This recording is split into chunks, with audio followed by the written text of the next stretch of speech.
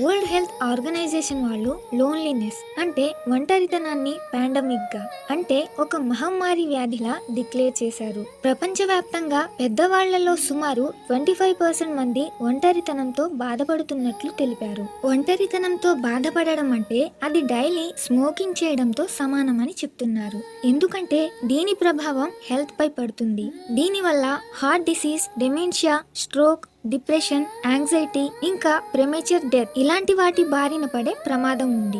గత కొన్ని సంవత్సరాలుగా టెక్నాలజీ కారణంగా ఒకరితో ఒకరికి డైరెక్ట్ ఇంటరాక్షన్ తగ్గిపోయి లోన్లీనెస్ తో బాధపడే వారి సంఖ్య ఎక్కువైంది. అయితే కోవిడ్ తర్వాత ఇది మరీ ఎక్కువైపోయింది. ఎందుకంటే అప్పుడు ఆర్థిక మరియు సామాజిక కార్యకలాపాలు నిలిచిపోయాయి. ఆ తర్వాత మనిషి జీవిత శైలిలో కూడా చాలా చేంజెస్ వచ్చాయి. దాని కారణంగా ఒంటరితనంతో బాధపడే వారి సంఖ్య రోజు రోజుకి పెరుగుతుంది.